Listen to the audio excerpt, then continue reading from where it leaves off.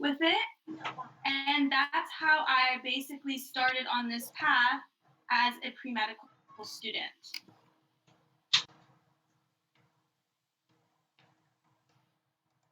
So from there, after my 4 years in high school, was kind of lost on where to go. I applied to some four-year colleges, universities, and I didn't get into the ones that I wanted. So from there, I kind of was like, either I go to community college or I go to a university that I don't really want to go to. So I made the best decision for me. Community college was it. Colleges, as we said yesterday, there's over 100 community colleges in California. There was one that was local towards me, and I went to Saddleback Community College. At Saddleback, I took all of my most of my pre-med prerequisites. I'll list them off for you just so you know. Most of the pre-med requisites include a full year of biology with lab, of organic chemistry with lab, a full year of chemistry with lab, 2 to 3 in physics with lab, biochemistry, psychology, and sociology. I was at Saddleback. I was figuring all of this out, all of these prerequisites and what to take and what not to take. One of the counselors there told me about assist.org. Best friend if you're in community college and want to transfer to a four-year chat. So you guys can look it up later if you want to. And when you're in community college, basically, if you want to transfer for a specific major, university like UCSD, you have to look and see what are the prerequisites and what are the recommended classes for you to take. As a global health major, I kind of focused on, I need to take all of these classes. UCSD will see me as a potential candidate. I was studying at community college, mainly focused on making sure my studies were a priority. I was doing really well on my college applications. And during this time, I also volunteered in the hospital and around the community. In med, you can't just study, you have to have a bunch of extracurriculars as well. Next slide. So as I was saying, Saddleback was kind of a choice for me to save money and attend the four-year university of my choice. I also recommend community college if you don't know what you're going to do in the future, kind of a question mark. I would say community college is the best way. Kind of get different classes and not be worried about how much it costs compared to what it would be at a four-year. I would say that community college was definitely the best fit for me, as it gave me a strong foundation in core classes show up as I've transferred to UCSD. In community college classes, it's usually a smaller amount of students per class with a teacher, whereas like UCSD can have over 400 students in a lecture hall for biology.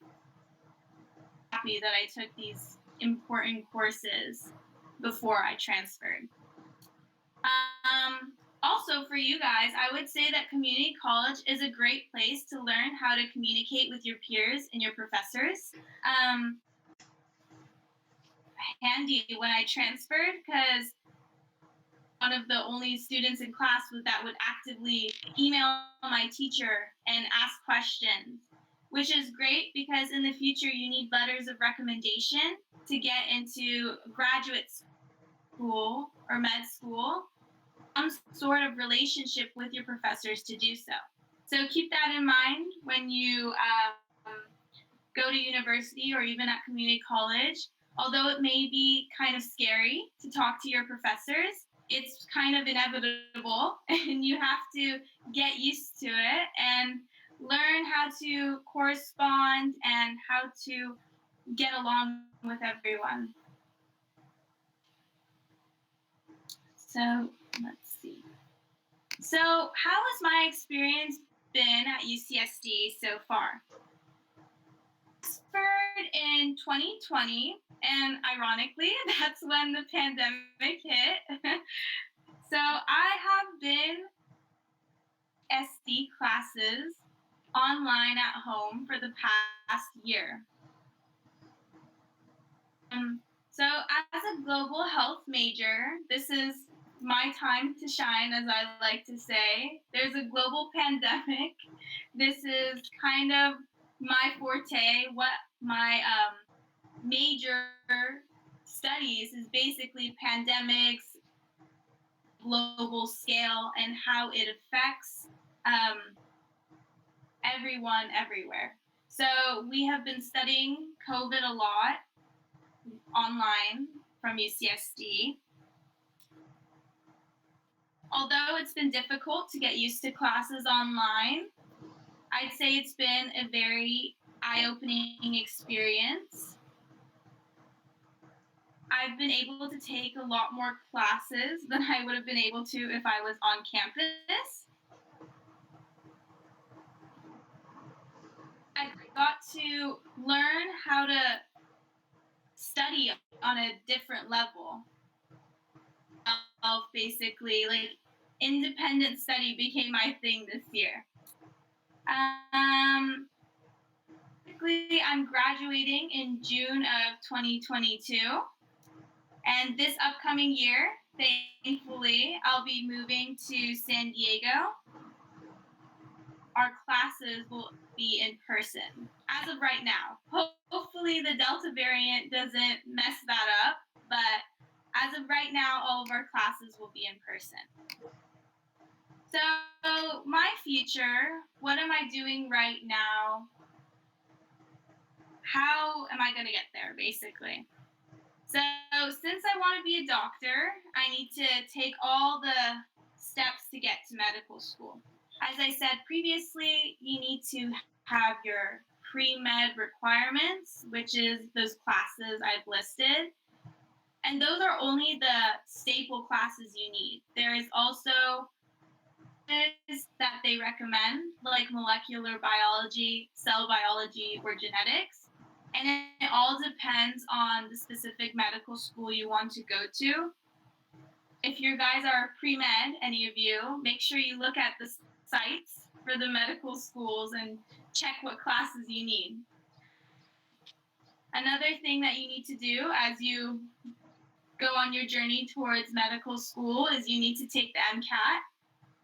Studying for this whole summer.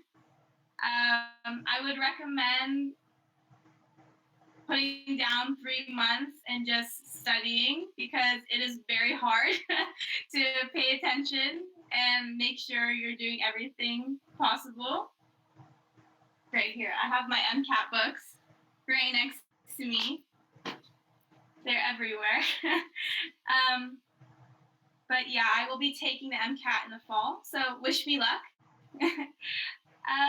In terms of what else I've been doing this summer and getting ready to go on my move to San Diego, I have been volunteering at a store over the last year that basically a charity for domestic violence. So I've kind of been aside a little bit as I study for the MCAT, and obviously I'm with you guys this week. But other than that, it's just study, study, study for me. In the next upcoming year, as I am approaching the medical school path, complete my medical applications, which will be due in June. soon. It's obviously I have to do my secondary applications and then my interviews. Sometimes say it's like never ending. It doesn't end. It's never gonna stop. These are all the steps you need to take to become a medical professional. So I turn in my applications personally. I will be taking a gap year to get more medical experience in research and the global health field. Fingers crossed, when I get to UCSD, I'll find something I like and pursue that. But we will see. It's kind of a question mark at this point. Where we are now. So that was my short kind of presentation on where I'm at.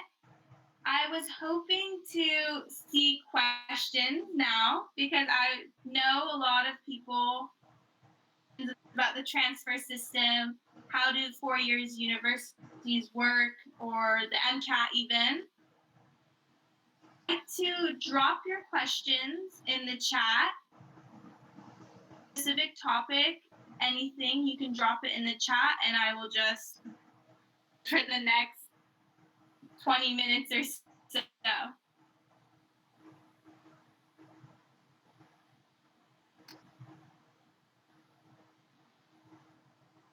How did I feel when I first went to college? I was very nervous. All of my friends were going to different colleges, so I was by myself basically on my own. And I think the main thing to remember when you go to college is that nobody really has friends yet because they're all new. So it's the perfect time, courage, and go up to a person you don't know and say hi. Made most of my friends over. I know one of my best friends right now is I met her at community college and it was the first day of class and I had no one by myself, so I asked to sit next to her. So Ming Yang, I wouldn't be nervous. I was, but you will find friends. Don't worry. I don't know, Michael, was it the same for you when you first entered college? A little bit. The benefit was I went straight to a UC system, UC Berkeley, up at Cal. I grew up in Southern California, geographically, where UC Berkeley is Oh, about 600 miles away from my whole town. So most of the people I met there, um, new faces, new people, and because I was an incoming freshman, what they traditionally do is they do a lot of social activities. They encourage freshmen to make new friends, establish our network there. So that's what happened, and a lot of my friends when I was there in my freshman year friends that I actually speak to now after graduating in 2008. So it's now. I believe Poe had another question here. okay, let's see. Can you talk about how you deal with the school fee? Are you talking about tuition? Yes. So my parents are bless their hearts. I thank them so much for paying for my school. But in terms of loans, I'm not sure how it works for international students. State students in California can get loans, and there's financial aid that they can get to go to school. I would say the cheapest option in terms of schools is to go to a community college just because of a maybe 2,000 a year max for your classes versus like if you go to a private school, about 70,000 a year with. So these are all, I'm happy you're talking about the fee because these are exactly the things you need to be thinking about when you're choosing what school you need to go to. Definitely look into if there's any scholarships for students. I think, I'm not sure if Michael knows, but I don't think they give loans to students. I that on a personal level they do. My type of loan, though, the so had we I had federally subsidized loans, and those interest rates were very low. It's traditionally, I believe, like around the 4 or 5%. Yeah. But when you talk about other loans as part of your financial aid package, they can get as high as like 9 8 9%. And that is a math that you're going to have to do and when you evaluate schools, right? So on a personal level, I did get accepted to USC's project management, and I'll go into what I do a bit more as an architect. But for the master's degree, I would have spent in 2 years $60,000 in tuition.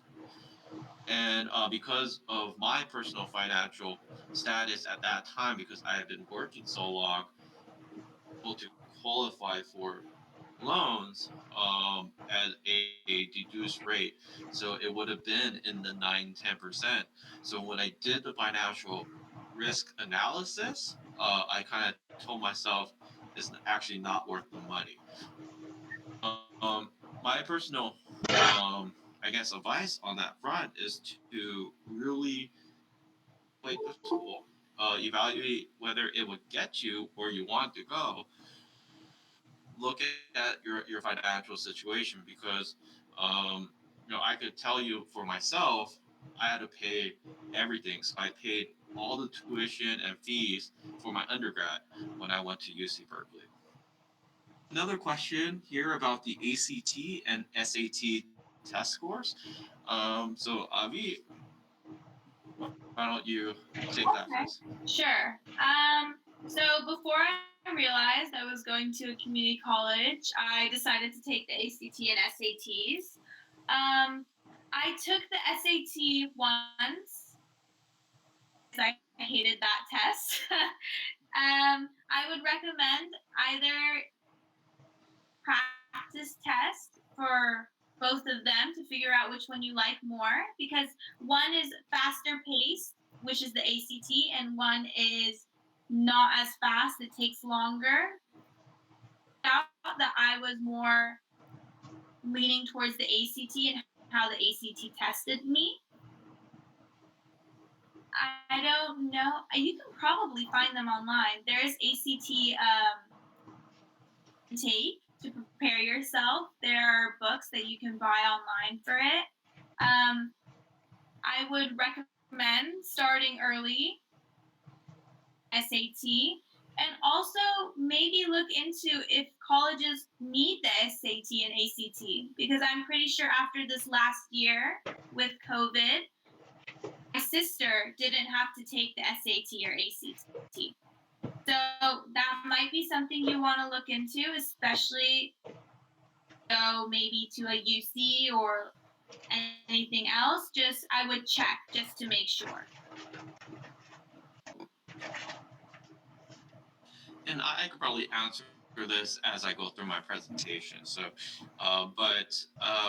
the my experience, I did take the SATs, but I'm the dumb one in my family. I have three other brothers, and I'm a very poor test taker.